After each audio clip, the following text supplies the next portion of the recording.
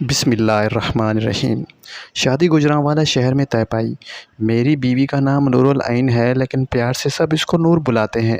میری بیوی نور العین کی ایک بہن ہے قرۃ العین اور ایک بھائی ہے ہارون۔ میری ساس کا نام راحت ہے اور میرا سسر ایک ڈاکٹر ہے۔ میرے سسرال والوں کی ایک مذہبی فیملی ہے اور وہ بہت باپردہ اور نقاب کا خیال کیا جاتا ہے۔ شادی سے پہلے میں اور میری بیوی نور فون پر باتیں کیا کرتے تھے اور کبھی کبھی سیکس کے بارے میں بھی ڈسکس کرتے تھے۔ خیر، شادی کے دن آگے اور بارات شام 6 بجے گجرانوالہ سے واپس راولپنڈی کی طرف روانہ ہوئی اور میری بیوی نور العین رخصت ہو کر میرے ساتھ راولپنڈی میرے گھر آ گئی۔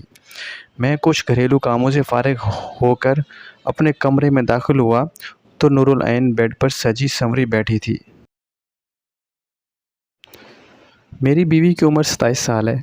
میری بیوی کا فگر بتاتا چلوں، میری بیوی سمارٹ ہے۔ اس کا قد 5 فٹ 8 انچ ہے اور میری بیوی نور العین سلم اور سمارٹ ہے۔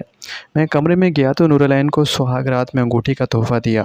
کچھ دیر کے بعد یہ دروازے پر دستک ہوئی تو میں نے دروازے پر دیکھا تو ماں دودھ سے بھرا گلاس تھامے کھڑی تھی۔ میں نے ماں سے ہاں میں سر ہلایا۔ ماں واپس گئی تو میں بیڈ پر آ گیا اور نور العین سے باتیں کرنے لگا اور باتیں کرتے کرتے میں نے اپنی بیوی نور کے ہونٹ پر کس کی میری بیوی نور کے لال ہونٹ میرے ہونٹوں میں تھے۔